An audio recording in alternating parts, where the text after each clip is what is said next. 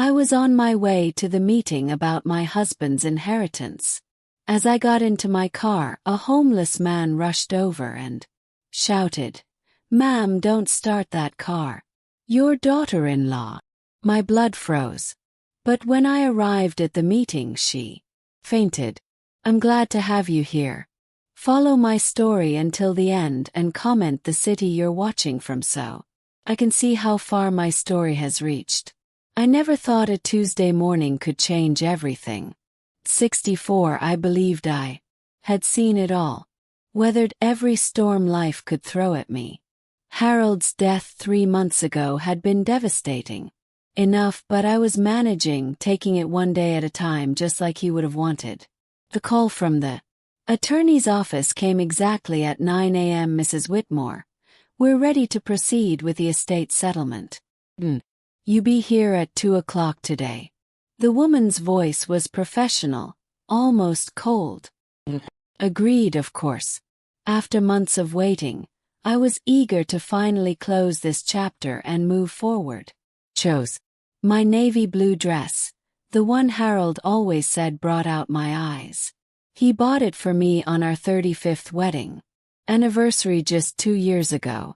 As I clasped the pearl necklace he gave me for our wedding, I caught my reflection in the bedroom mirror. The woman looking back at me seemed older, more fragile than I remembered. 3 months of grief had carved new lines around my eyes, turned my auburn hair more silver than I cared to admit. The drive to downtown took longer than expected. Traffic was heavier than usual, and I found myself drumming my fingers nervously on the steering wheel. I wasn't sure why I felt so anxious. This should have been straightforward. Harold and I had discussed his will many times over the years. Everything was supposed to come to me with provisions for our son Michael and his family after my passing. I pulled into the parking garage beneath the law office building, my hands slightly trembling as I turned off the engine. The concrete walls felt cold and unwelcoming. I gathered my purse and the folder of documents I'd been asked to bring, took a deep breath, and headed toward the elevator. When I heard the voice, Ma'am, wait," I turned to see a man approaching me from behind one of the concrete pillars. He was probably in his 50s, wearing clothes that had seen better days, a worn jacket, faded jeans, scuffed boots. His hair was unkempt, and he had the weathered look of someone who spent too much time outdoors. My first instinct was to keep walking, maybe even run. Harold had always warned me about being alone in parking garages. But something in his eyes stopped me. They weren't threatening or wild. They were concerned, almost desperate. "Please, ma'am, I need to tell you something important," he said, staying a respectful distance away. "You're Mrs. Whitmore, right? Harold's widow." My heart began pounding. How did this stranger know my name? Know about Harold? "I don't know who you are, but I need you to leave me alone," I said, trying to keep my voice steady while reaching for my phone. "Ma'am, please. Know how this looks, but I worked for Morrison and Associates upstairs. I was let go 3 weeks ago, but before they fired me, I overheard things. Things about your husband's will." Froze. Morrison and Associates was Harold's law firm, the same firm I was about to meet with. The man glanced around nervously, as if checking to make sure we weren't being watched. "Your daughter-in-law, Maisie, she's been in contact with certain people at the firm. There are documents, things she's had prepared." My mouth went dry. "What are you talking about, ma'am?" "I can't prove it yet, but I think she's been planning to alter your husband's will. She's been telling people you're not mentally competent to handle the estate. She has medical records, statements from people claiming you've been acting confused, forgetful." The words hit me like a physical blow. Gripped the side of my car for support. "That's impossible." I've never been diagnosed with anything. I'm perfectly fine. I know, ma'am. That's why I've been waiting here hoping to catch you before the meeting. She wasn't expecting you to show up today. She told Mr. Morrison you probably wouldn't even remember the appointment. My anger flared, overriding my fear. How dare she? How dare anyone question my mental state? The man nodded sympathetically. There's more, ma'am.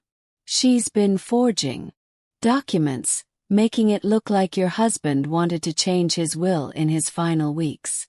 She has fake medical reports saying he was concerned about your ability to manage finances. I felt like I was drowning. None of this made sense. Harold had never expressed any concerns about me managing money. If anything, I was the one who handled most of our finances throughout our marriage. Why are you telling me this? He asked, studying his face for any sign of deception. 'Cause I liked your husband, ma'am. He was always kind to me when he came to the office. And because what they're doing isn't right, I may not have much, but I still have my conscience.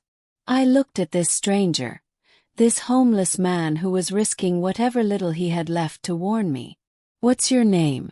Eddie, ma'am. D. Kowalski.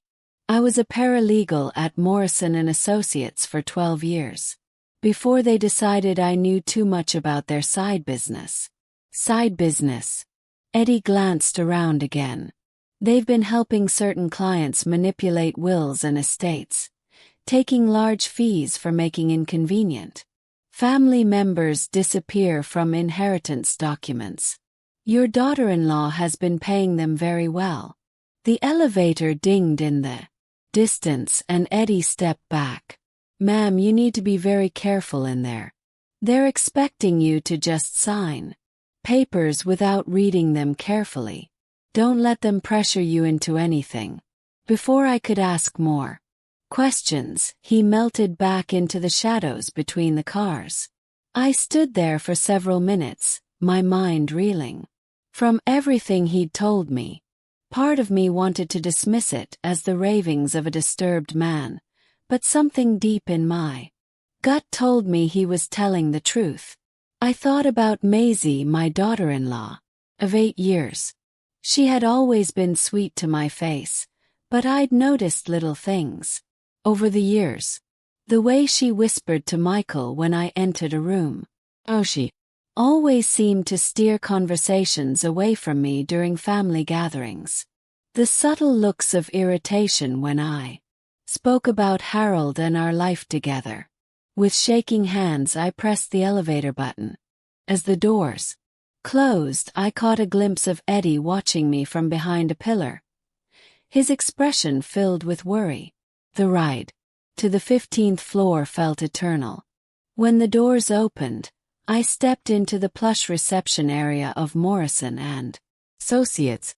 The mahogany furniture and expensive artwork that once impressed me now seemed sinister, like a beautiful trap designed to lure unsuspecting victims. Mrs. Whitmore, the receptionist said with a practiced smile. They're waiting for you in conference room A. As I walked down the hallway, my heels clicking on the polished marble floor, I noticed how quiet everything seemed. Too quiet. Most of the office doors were closed, and I could hear muffled conversations behind them. I paused outside conference room, my hand on the brass handle. Through the frosted glass, I could see several figures seated around a large table. Recognized one silhouette immediately. Maisie's petite frame and distinctive hair. Taking a deep breath, I opened the door. The room was exactly as I expected. Intimidating. 3 men in expensive suits sat on one side of the table with Maisie on the other side. She looked up as I entered, and for just a moment I saw something flash across her face. Surprise. Fear. It was gone so quickly I almost thought I'd imagined it. Then she smiled. That same sweet smile she'd been giving me for 8 years. "Oh, Mildred, I didn't think you were coming today." The way she said it confirmed everything Eddie had told me. "Hello, Maisie," I said, keeping my voice steady despite the storm raging inside me. "Of course I'm here. This is about my husband's estate." The lead attorney, a thin man with silver hair and cold eyes, gestured to an empty chair. "Mrs. Whitmore, please have a seat. We have several documents that require your signature today." As I sat down, I noticed Maisie fidgeting with her wedding ring, twisting it around her finger repeatedly. She wouldn't meet my eyes directly, instead focusing on the stack of papers in front of her. "Before we begin," I said, placing my purse firmly on the table, "I'd like to understand exactly what we're discussing today. My husband and I went over his will many times. I'm familiar with his wishes." The attorney exchanged a quick glance with his colleagues. "Mrs. Whitmore, there have been some recent developments. Your husband made certain amendments to his will in his final weeks, expressing concerns about—" "Stop," I interrupted, surprising myself with the firmness in my voice. "What kind of concerns?" Maisie finally looked at me, her eyes wide with what appeared to be genuine concern. "Mildred, Harold was worried about your health. He mentioned several incidents where you seemed confused, forgetful. He wanted to make sure the estate was handled properly." The words felt like a slap across my face. "Incidents? What incidents?" One of the other attorneys slid a folder across the table. "Mrs. Whitmore, we have documentation of several occasions where family members noted concerning behavior, memory lapses, confusion about dates and names, difficulty managing household finances." I opened the folder with trembling hands. Inside were what appeared to be medical reports, written statements, even photographs. My breath caught as I recognized Maisie's handwriting on one of the statements, dated just 6 weeks ago. Mildred became extremely agitated when asked about grocery shopping. I read aloud. She couldn't remember what she had purchased or how much money she had spent.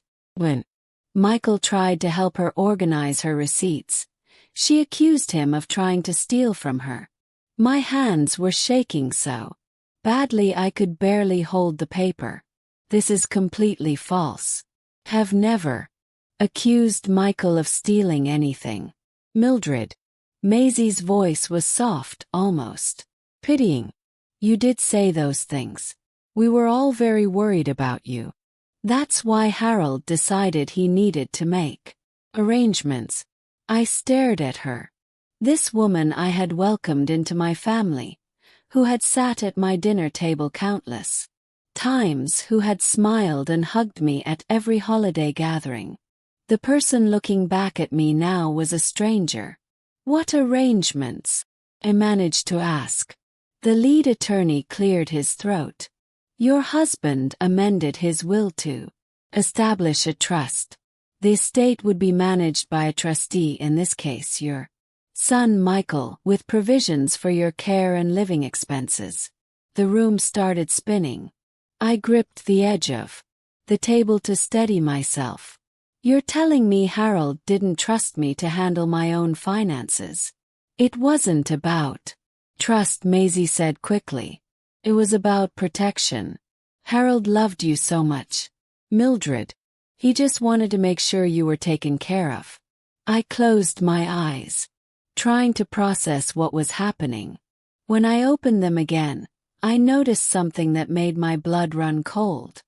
In the corner of the conference room, I spotted a small recording device, its red light blinking steadily. "Are you recording this meeting?" "Yes." The attorneys looked uncomfortable. "It's standard practice for estate settlements," one of them said. "Standard practice to record a grieving widow without her consent." Before anyone could answer, there was a soft knock on the door. A secretary peered in. "Mr. Morrison, there's someone here to see you. He says it's urgent." The lead attorney frowned. "We're in the middle of a meeting. Sir, he says his name is Eddie Kowalski and he has information about this case." I watched as all the color drained from Maisie's face. She looked like she might be sick. "I don't know anyone by that name," Morrison said quickly. "Tell him we're busy." "Actually," I said, standing up, "I'd like to hear what Mr. Kowalski has to say." "Mildred, I don't think that's necessary," Maisie said, her voice higher than usual. "We should just focus on getting through these documents." But it was too late. Eddie appeared in the doorway, looking cleaner than he had in the parking garage, but still obviously out of place in the expensive law office. "Mrs. Whitmore," he said, nodding at me respectfully. "I'm sorry to interrupt, but I have something you need to see." Morrison stood up abruptly. "Sir, you're trespassing. I'm calling security." "Go ahead," Eddie said calmly. "But first, Mrs. Whitmore should know that I have copies of the original documents, the real ones from before they were altered." The room went dead silent. I could hear my own heartbeat pounding in my ears. Eddie reached into a worn messenger bag and pulled out a manila folder. "Made copies before they fired me. Your husband's original will dated 6 months ago. And the real medical reports from his doctor, not the fake ones they created." Maisie suddenly stood up, swaying slightly. "I don't feel well," she mumbled. "Sit down, Maisie," I said, my voice harder than I'd ever heard it. "You're going to want to hear this." Eddie opened the folder and pulled out several documents. "Mrs. Whitmore, your husband never changed his will. These people," he gestured to the attorneys, "have been working with your daughter-in-law to create false documents. They forged your husband's signature and fabricated medical reports to make it look like he questioned your mental capacity." "Preposterous," Morrison sputtered. "This man is clearly disturbed. We have witnesses to Mr. Whitmore's concerns about his wife's condition." "You mean the witnesses your firm paid?" Eddie was calmly. "I have the receipts for those payments too." Maisie made a small whimpering sound and suddenly collapsed back into her chair, her face white as paper. For a moment I thought she had fainted, but her eyes were still open, darting frantically around the room like a trapped animal. "Why?" asked her, my voice barely above a whisper. "Why would you do this to me?" Maisie's mouth opened and closed several times before any words came out. Michael and I have debts, Mildred. The house, his business, everything is mortgaged to the limit. We needed to steal from me." I finished for her. Eddie placed the original will in front of me. "Mrs. Whitmore, this is your husband's real will. Signed and witnessed properly. Everything he owned goes to you, exactly as you believed." Looked down at Harold's familiar signature, the one I had seen him write thousands of times over our 42 years of marriage. Seeing it there, real and unchanged, brought tears to my eyes. "Long have you been planning this?" asked Maisie. She was crying now, mascara running down her cheeks. "Wasn't supposed to hurt you. We were going to make sure you were comfortable. The trust would have provided for everything you needed, while you controlled every penny," I said. Morrison was frantically shuffling papers, probably trying to hide evidence. "Mrs. Whitmore, I think there's been a misunderstanding. Perhaps we should reschedule this meeting." "No," I said firmly. "We're going to finish this right now." I looked around the room at these people who had tried to rob me of my husband's final gift to me. not just his money but his trust. The woman who had smiled at me while plotting behind my back. The attorneys who had been willing to fabricate documents for the right price. But I also looked at Eddie, this man who had nothing to gain and everything to lose by speaking up for me. A man who had risked whatever little stability he had left to make sure I knew the truth. What happens now? Was him. Eddie looked at the attorneys with disgust. Now we call the police. He reached for his phone. Maisie let out a small sob and slumped forward finally. Fainting for real this time. But I felt no sympathy for her.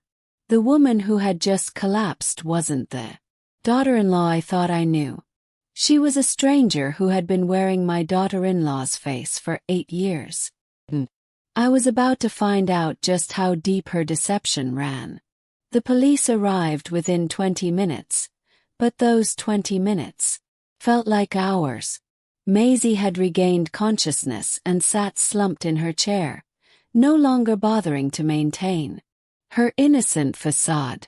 The sweet, caring daughter-in-law I thought I knew had vanished completely, replaced by someone I didn't recognize at all. Detective Sarah Chen was a woman about my age, with kind but sharp eyes that seemed to take in everything at once. She listened patiently as Eddie explained what he knew, examining the documents he had brought with calm professionalism. "Mrs. Whitmore," she said after reviewing everything, "I'm going to need you to tell me about your relationship with your daughter-in-law. Start from the beginning." Found myself thinking back to 8 years ago when Michael first brought Maisie home to meet us. She had been 25 then, working as a dental hygienist, seemingly sweet and genuinely in love with my son. Harold and I had welcomed her with open arms.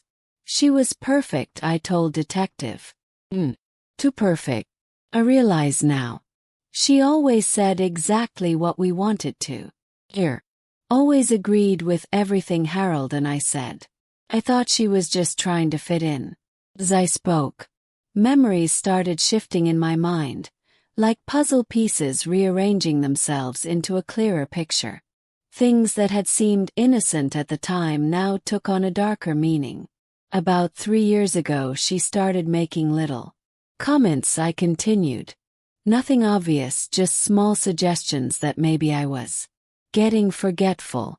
She'd asked if I remembered conversations we'd supposedly had, events that I was certain had never happened. Maisie looked up at me then, her eyes red and swollen. "Mildred," I was genuinely concerned.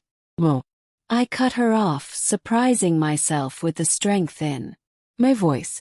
"You were planting seeds, making me question my own memory." Detective Chen turned to Eddie. "Mr.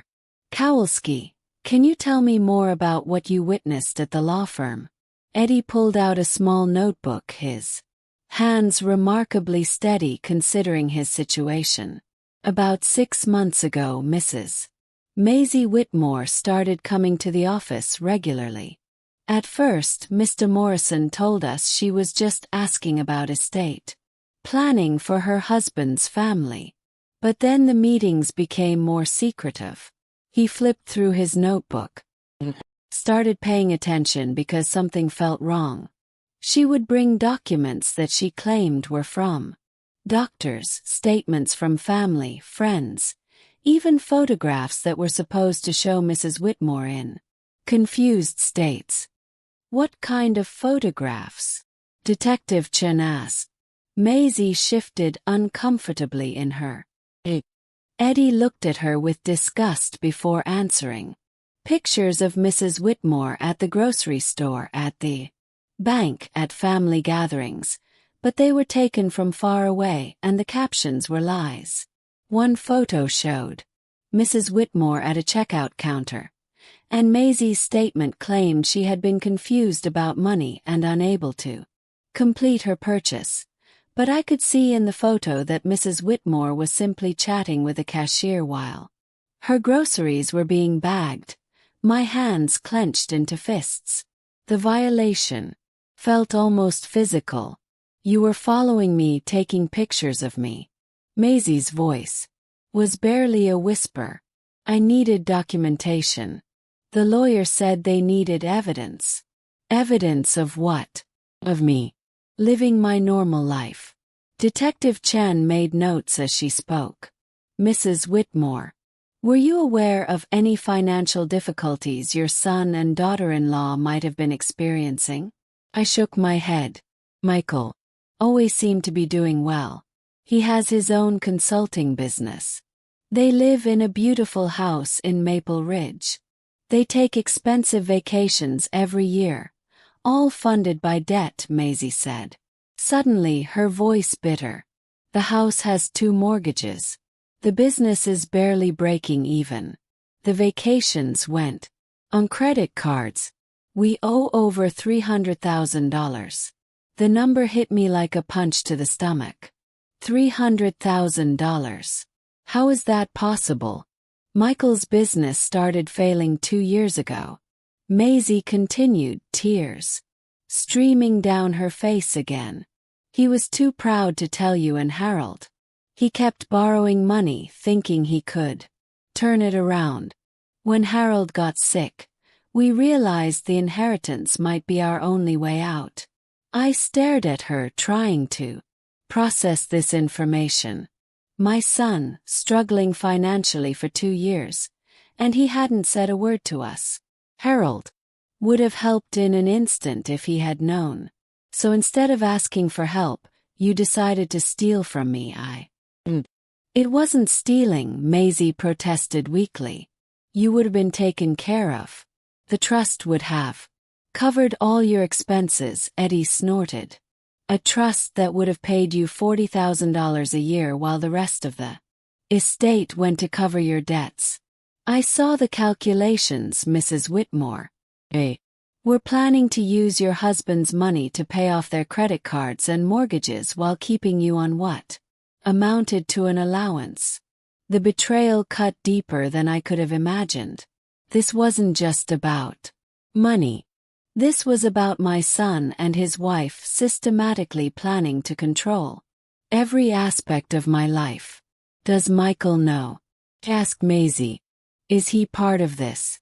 She hesitated. And that hesitation told me everything I needed to know. He knows about the debts, she said finally.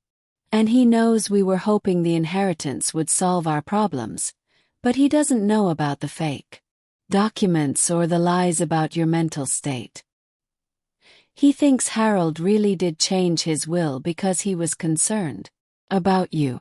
Detective Chen looked up from her notes. So your husband believes his father genuinely thought his mother was becoming incompetent. Maisie nodded miserably.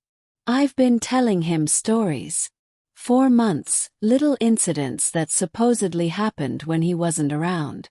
I made him believe that Harold was worried about your memory, your decision-making abilities. The room felt like it was spinning.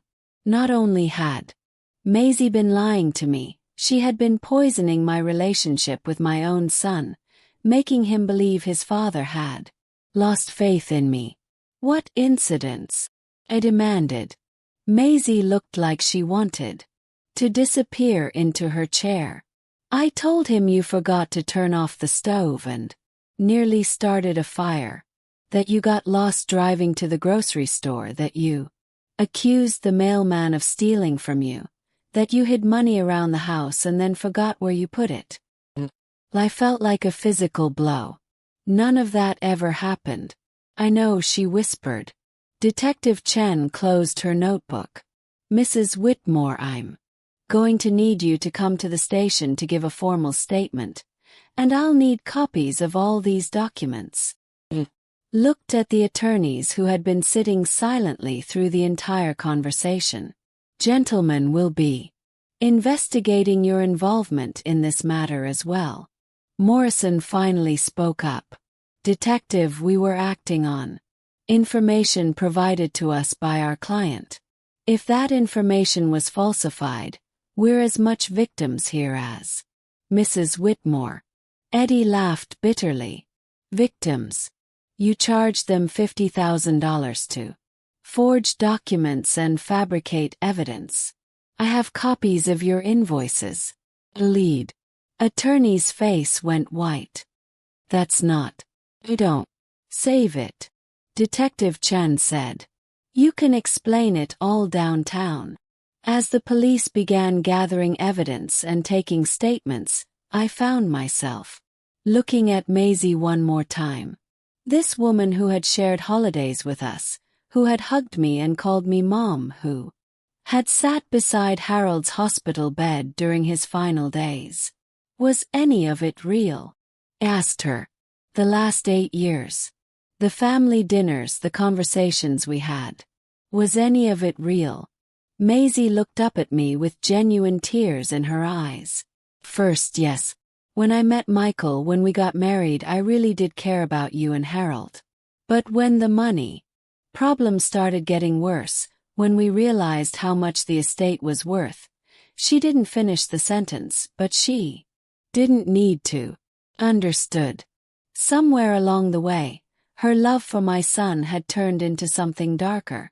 Desperation had transformed her from the woman who had genuinely cared about our family into someone willing to destroy me to save herself. As Detective Chen prepared to escort everyone out, I realized something that chilled me to the bone.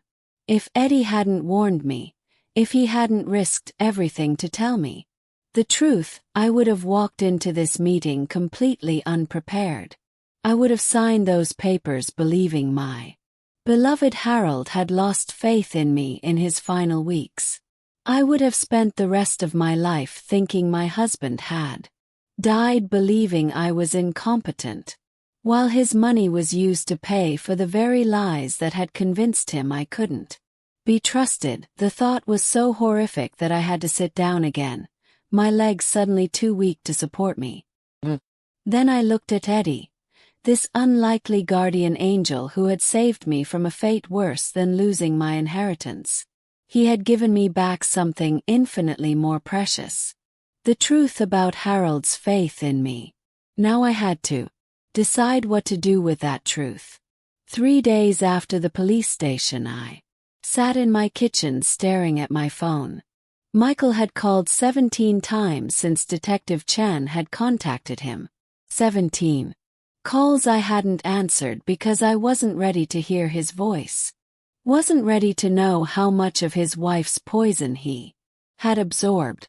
Eddie had come by twice, bringing me copies of documents and checking to make sure I was all right. This man who lived out of his cared more about my well-being than my own daughter-in-law had. The irony wasn't lost on me. The doorbell rang at exactly 2 o'clock, just as I had expected. Through the peephole, I could see Michael standing on my porch, his face haggard and his usually perfect hair disheveled. Next to him stood Maisie, looking smaller and more fragile than I had ever seen her. I opened the door but didn't invite them in. "Mom," Michael said, his voice cracking on the single word. "We need to talk." I studied my son's face, searching for signs of the man I had raised. He looked exhausted, older than his 33 years. Dark circles shadowed his eyes, and his clothes looked like he had slept in them. "Do we?" I asked, keeping my voice neutral. "Please, Mom, let us come in. Let us explain." I stepped right, but only because I needed to hear what he had to say. I needed to know how much he knew, how much he had participated in his wife's scheme. They sat on the couch Harold and I had picked out together 15 years ago. The same couch where we had welcomed Maisie into our family when Michael first brought her home. The same couch where we had shared countless family moments that now felt tainted by lies. Detective Chen told me everything, Michael said without preamble, about the fake documents, the forged medical reports, the lies about Dad changing his will. I remained standing, my arms crossed, and I had no idea. Mom, I swear to you, I had no idea Maisie was doing any of that. Looked at him carefully. This son I had given birth to, raised, loved unconditionally for 33 years. But you knew about the debts. His face crumpled. Yes, we're drowning, Mom. The business is failing. We owe money everywhere. I was too ashamed to tell you and Dad. I kept thinking I could fix it, that I could turn things around before you ever had to know. So when Harold got sick, you started thinking about the inheritance. Michael flinched as if I had slapped him. Not like that. Not the way you're making it sound. Then how? Maisie spoke up for the first time since entering my house. Michael, tell her the truth. All of it. I turned to look at her, surprised. The woman sitting on my couch looked nothing like the confident manipulator I had seen at the law office. She looked broken, defeated. Michael ran his hands through his hair. When Dad got his diagnosis, when we knew he only had months left, I started panicking about what would happen to you after he was gone. You'd be all alone in this big house, managing everything by yourself. I'm 64, Michael, not 94. I know, but Maisie started pointing out little things, times when you seemed confused or forgetful. She said Dad had mentioned being worried about you. I felt my anger flare. What little things? Michael looked uncomfortable, like when you forgot about our dinner plans last Christmas, or when you couldn't remember the name of our neighbor's new dog, or when you put the milk in the pantry instead of the refrigerator. I stared at him in disbelief. Michael, you can-led dinner at the last minute because Maisie got sick. The neighbor's dog is named Butterscotch, and I knew that perfectly well, and putting milk in the pantry once after working in the garden for 3 hours doesn't make me senile. The confusion on his face was genuine. He looked from me to Maisie and back again. But Maisie said, Maisie lied, I said flatly, about everything. Maisie was crying. Again, silent tears streaming down her face. I twisted things, she whispered. Took normal everyday moments and made them sound like symptoms of dementia. I made you see problems that weren't. Michael looked like someone had pulled the ground out from under him. Why would you do that? 'Cause I was desperate, Maisie said. 'Cause we were losing everything. And I thought if you believed your mother needed help managing the estate, maybe you'd be more willing to let us handle things for her. Handle things, I repeated. You mean steal from me? No, Maisie protested. Weakly. We would have taken care of you. You would have had everything you needed under your control, I said. $40,000 a year while you used Harold's money to pay off your credit cards and mortgages. Michael's head snapped up. What are you talking about? Ask your wife about the trust she had the lawyers draw up. Ask her about how much of the estate was going to be used to pay your debts while I lived on an allowance. I watched as understanding dawned on Michael's face. The horror, the realization of just how thoroughly he had been manipulated by his own wife.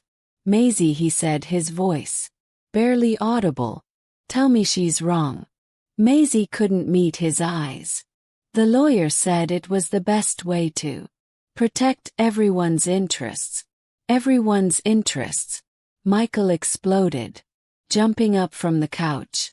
You were planning to steal my mother's inheritance. We were drowning. Maisie screamed back, her composure finally cracking completely. Your business was failing. We owed money to everyone and you were too proud to ask for help. I was trying to save us by destroying my mother. The raw pain in Michael's voice cut through my anger. I could see him realizing not just what Maisie had done, but how she had used his love for me against both of us. How she had made him complicit in doubting his own mother while believing he was protecting me. Michael, I said quietly. Sit down. He sank back onto the couch, looking like a man who had just discovered his entire life was built on lies. I want you to understand something, I continued. Your father never doubted me. Not once, not ever. His will was never changed. He never questioned my ability to manage our affairs. The man you knew, the father who raised you, that man trusted me completely until the day he died. Michael broke down then, sobbing like he had when he was a little boy. I'm so sorry. I believed her. I should have known you better than that. You should have, I agreed. She was very good at what she did. I looked at Maisie, who was staring at her hands in her lap. How long have you been planning this?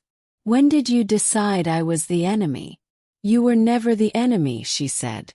But when the debt started piling up, when we realized we might lose everything, I started thinking about the inheritance differently.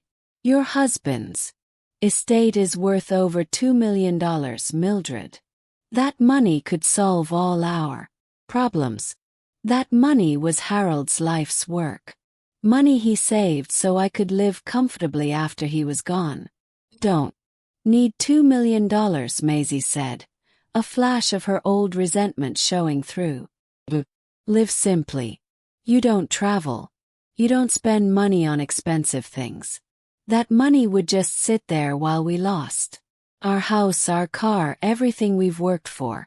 And there it was, the real Maisie. The woman who believed she deserved Harold's money more than I did because she would spend it while I would save it. The woman who had convinced herself that stealing from me was actually noble because I didn't deserve what my husband had left me.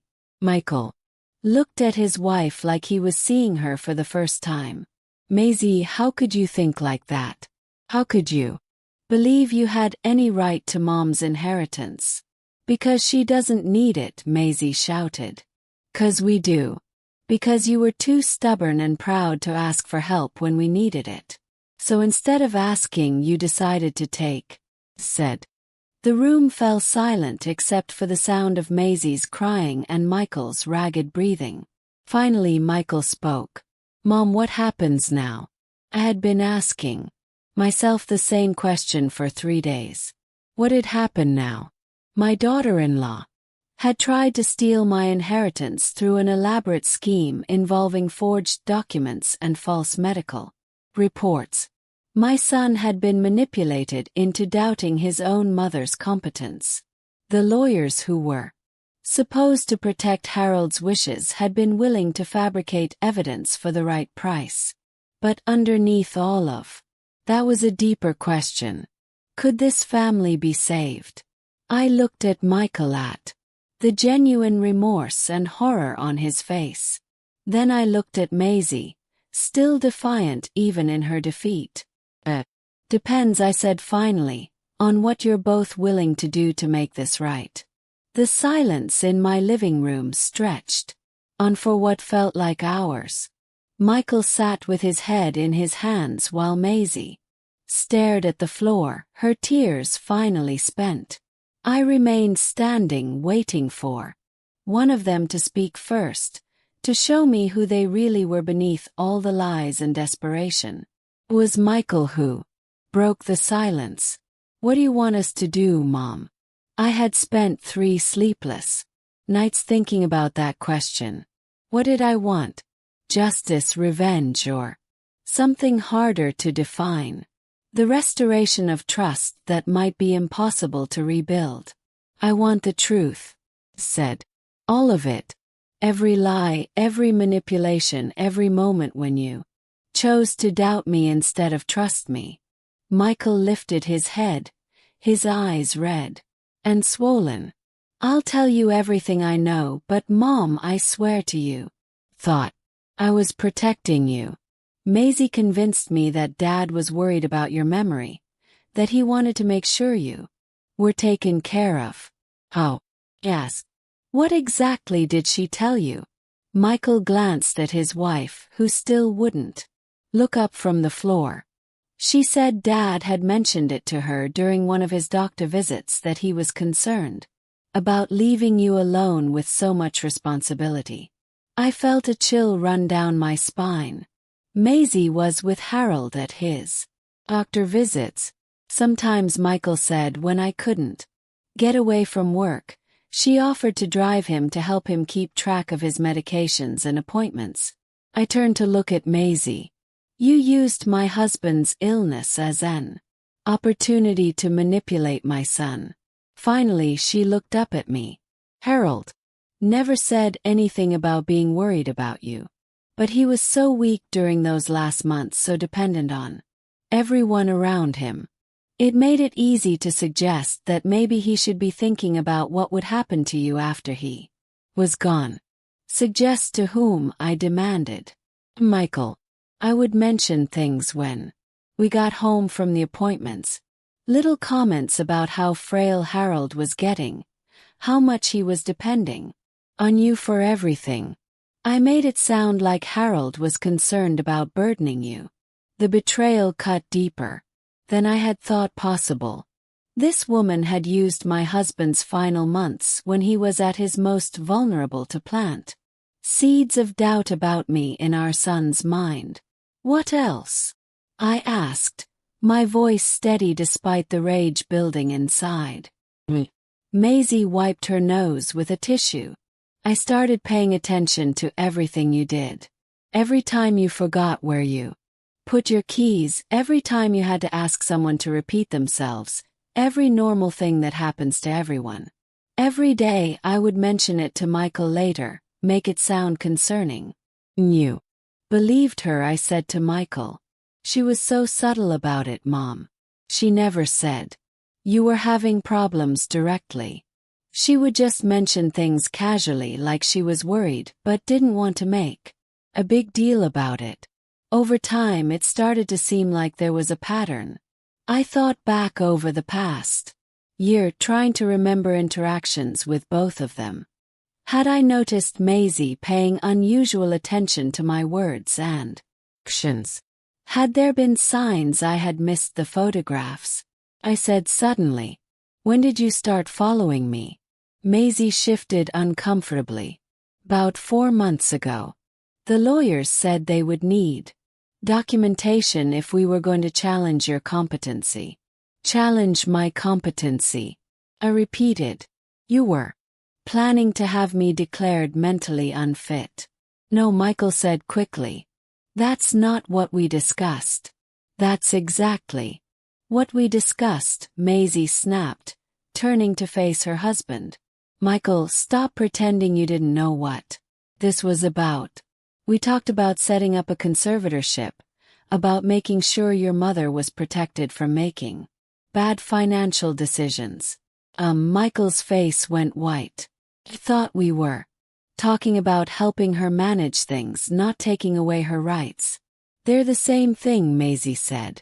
A conservatorship would have protected her while making sure the money was used responsibly. Responsibly, said. You mean to pay off your debts? The debts were destroying us, Maisie said, her voice rising again. Do you have any idea what it's like to lose everything? To have creditors calling you every day?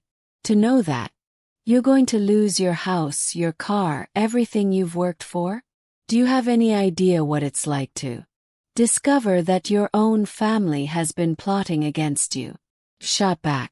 To learn that the people you trusted most in the world were planning to have you declared incompetent so they could steal your money. We weren't going to steal anything, Michael protested weakly. The trust would have provided for you. Michael, I said, my voice gentler now, because I could see he was finally understanding what had really been planned. The trust Maisie and the lawyers designed would have given me $40,000 a year to live on while the rest of Harold's estate paid off your debts. After that money was gone, what then? He stared at me, the full implications finally sinking in. There wouldn't have been anything left. Nothing, I confirmed. Your father worked for 45 years, saved every penny he could, invested carefully, and built an estate that would have allowed me to live comfortably for the rest of my life. Your wife's plan would have wiped it out in 5 years. Maisie stood up suddenly, her face flushed with anger. This is all easy for you to judge, Mildred. You've never been in debt. You've never faced losing everything. You don't know what desperation feels like. You're right, I said. I don't know what it feels like to be in your situation, but I know what it feels like to be betrayed by people I love. And I know what it feels like to discover that someone I welcomed into my family was willing to destroy me to save herself. I wasn't trying to destroy you, Maisie said.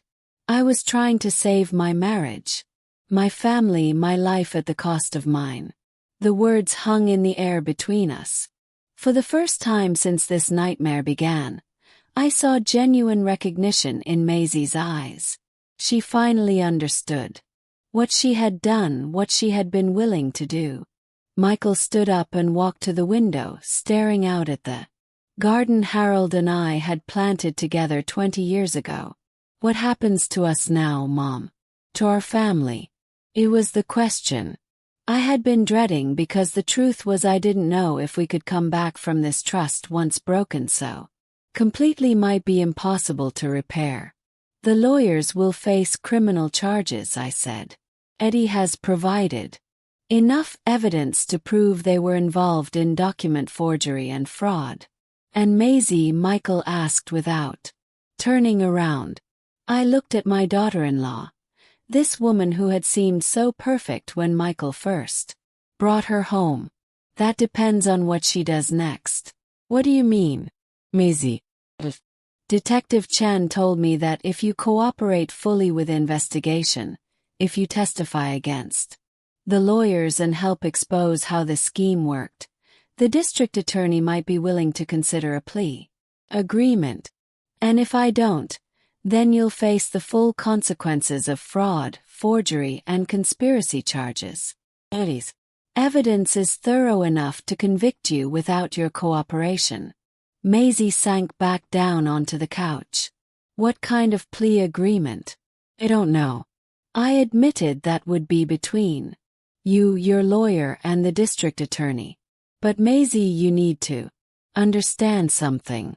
Even if you avoid prison, even if you get probation or community service, this doesn't go away. You tried to steal from me. You manipulated my son into doubting me. You used my husband's illness to further your scheme. I know, she whispered. Do you? Yes. 'Cause 5 minutes ago you were still defending what you did. You were still acting like I didn't deserve the money Harold left me. Maisie looked up at me with something that might have been genuine remorse. I was wrong. Can see that now. I let desperation turn me into someone I don't recognize. Someone willing to destroy an innocent person to get what you wanted. It was such a small word, but it carried the weight of everything that had happened. Finally, an admission without excuses or justifications. Michael turned back from the window. Mom, is there any way? Is there any possibility that we can fix this? That our family can survive this? I looked at my son, this man I had raised to be honest and kind, who had been manipulated into participating in his own mother's betrayal. Then I looked at Maisie, who had orchestrated it all. I don't know, I said honestly, but I know what has to happen first. They both waited for me to continue. Maisie has to face the consequences of what she's done. She has to cooperate with the police, testify against the lawyers, and accept whatever punishment the court decides is appropriate. And Michael, you have to decide whether you can stay married to someone who was willing to do this to your mother. Michael's face crumpled. Mom, she's my wife. I love her. I know you do, I said gently. Love isn't always enough. Trust is the foundation of any relationship. She didn't just betray me. She manipulated you, lied to you, used your love for me. Against both of us. I can change, Maisie said desperately. Can be better. Earn back your trust. Can you? Yes. Because this wasn't a moment of weakness, Maisie. This was months of planning, months of lies, months of watching me go about my daily life while plotting to destroy it. This was who you chose to be. The room fell silent again. Outside, I could hear children playing in the neighborhood. The normal sounds of life continuing while my world had been turned upside down. What do you want from us? Michael asked finally. Want you to choose, I said. Both of you choose who you want to be going forward. Choose whether you want to be people who can live with the consequences of your actions or people who keep making excuses for them. It wasn't the answer they wanted, but it was the only one I had, because the truth was I couldn't make this decision for them. I couldn't force Michael to leave his wife, and I couldn't force Maisie to become a different person. All I could do was decide what I was willing to accept in my own life. And I was no longer willing to accept being betrayed by people who claimed to love me. 6 months later, I sat in my garden on a crisp October morning, watching the leaves change color on the maple tree Harold and I had planted for Michael's 10th birthday. The seasons had a way of putting things in perspective. What seemed permanent and unchangeable in spring could be transformed completely by fall. Maisie had taken the plea agreement. Years of probation, 500 hours of community service, and full restitution of the legal fees that had been paid to Morrison and Associates. The lawyers had received prison sentences. Morrison got 4 years. His associates got 2 years each. Eddie had been key to their convictions, his detailed documentation and brave testimony, ensuring they faced the full consequences of their actions. But the legal resolution was only part of the story. The real healing had taken much longer and was still ongoing. Michael had moved out of the house he shared with Maisie 3 weeks after our confrontation in my living room. He was living in a small apartment downtown now, trying to figure out who he was without the weight of her manipulation influencing his every decision. I keep second-guessing everything he had told me during one of our weekly coffee meetings. Every memory, every conversation, every decision I made over past few years. How much of it was really me and how much was her telling me what to think? It was a question I understood all too well. I had spent months doing the same thing, replaying conversations and interactions, trying to separate truth from the carefully crafted lies that had been woven into my daily life. The divorce proceedings were almost complete. Michael had discovered even more deception as lawyers went through their finances. Credit cards opened in his name without his knowledge. Loans taken out against his business. Spending that Maisie had hidden from him for years. The financial situation was worse than either of us had realized. I had offered to help with the debts, but Michael had refused. "Mom, I can't take your money to clean up the mess my wife made," he had said. "I need to figure this out on my own the right way this time." It was a decision I respected, even though it pained me to watch him struggle. He had sold the house in Maple Ridge, was driving a 10-year-old Honda instead of his BMW, and was working 16-hour days to rebuild his consulting business from the ground up.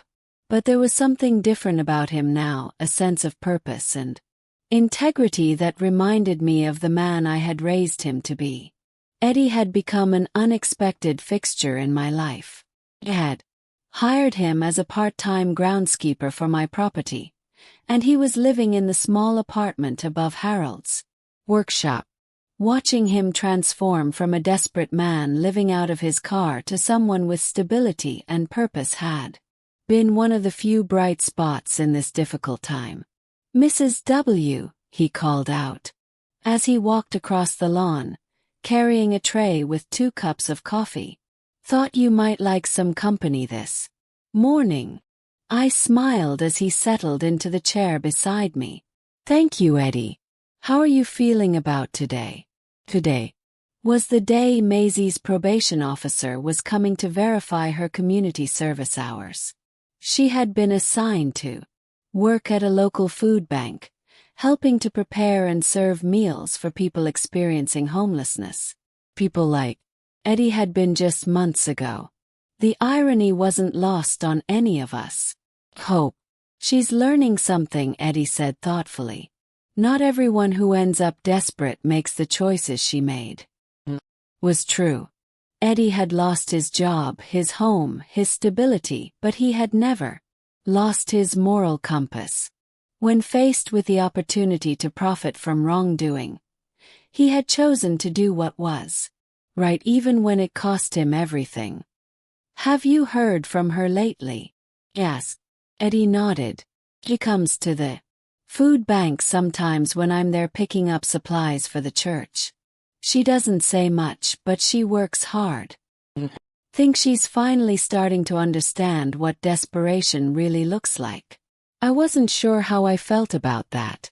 Part of me wanted Maisie to suffer, to truly comprehend the harm she had caused, but a larger part of me just wanted her to become a better person, someone who would never again be capable of the cruelty she had shown me. My phone buzzed with a text message. It was from Michael. Coffee later, I have some news. I showed the message to Eddie, who raised an eyebrow. Think it's good news or bad news? With Michael these days, it's usually both, I replied. That afternoon, Michael arrived at my house, looking better than he had in months. He had gained back some of the weight he had lost during the stress of the divorce, and there was color in his cheeks again. You look good, I told him as we settled in the kitchen with coffee. I feel good, Mom. Really good. For the first time in years, I feel like I'm living my own life instead of trying to manage someone else's crisis. He pulled out his phone and showed me a picture of a small storefront with Whitmore Consulting painted on the window. I signed the lease yesterday. My own office, my own business built the right way this time. Pride swelled in my chest. Harold would be so proud of you. Hope so, Michael.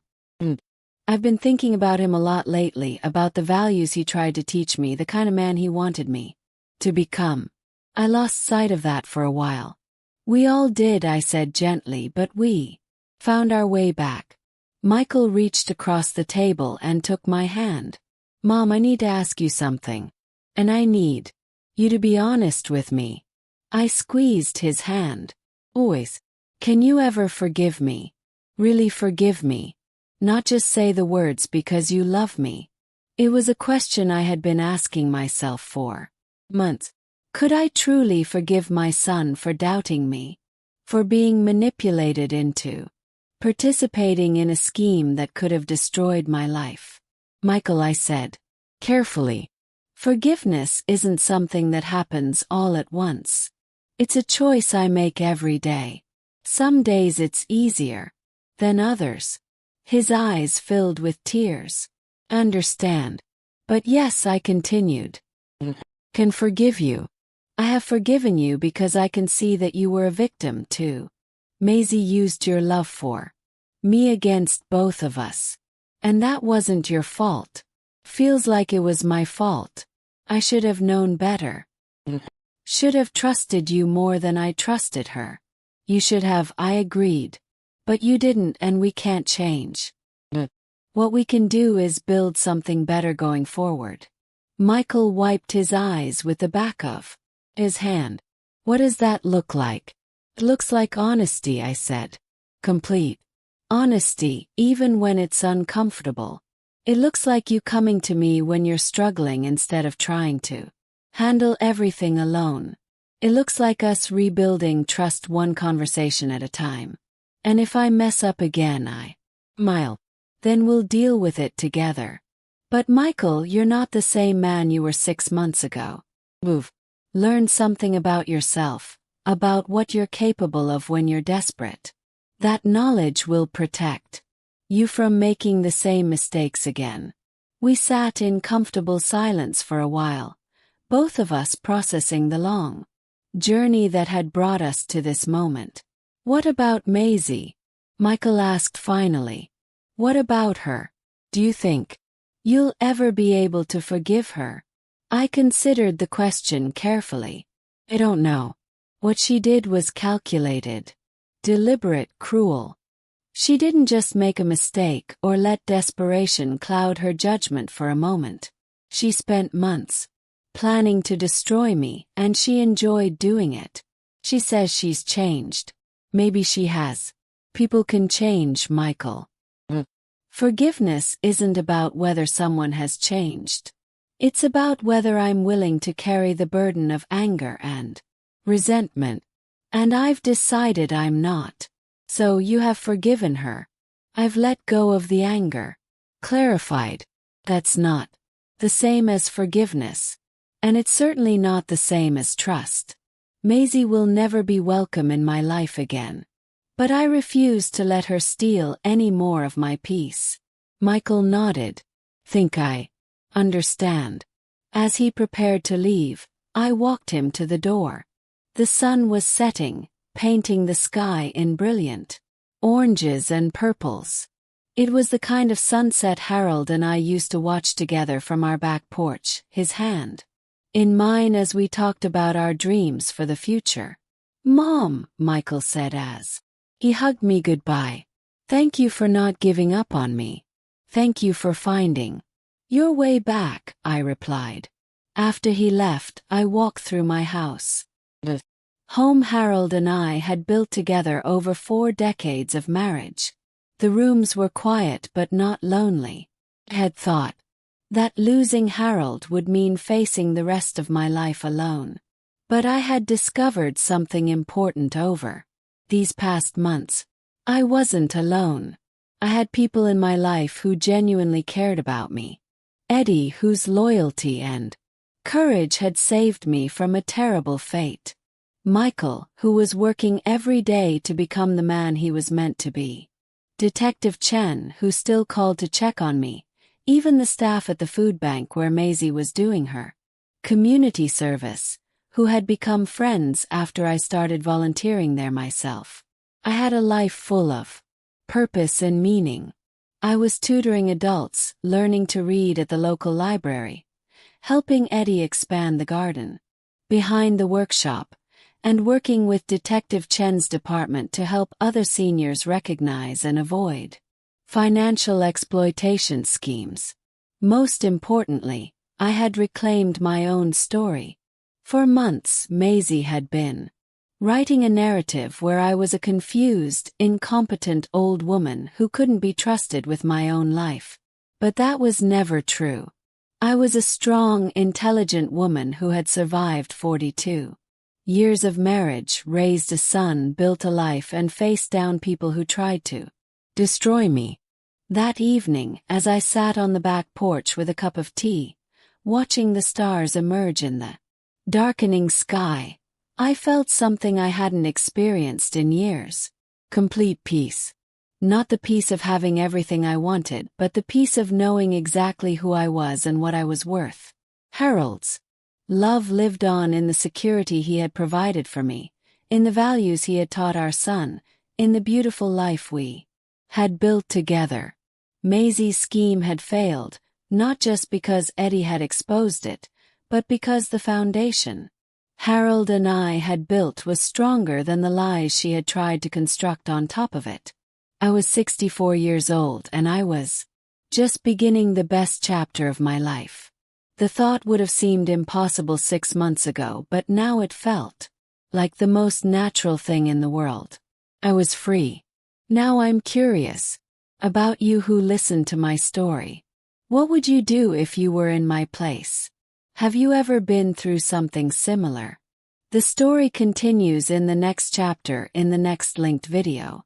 But first, I need you to subscribe to join the family as we are looking forward to hit our first 10,000 subscribers target, and feel free to share your story in the comments.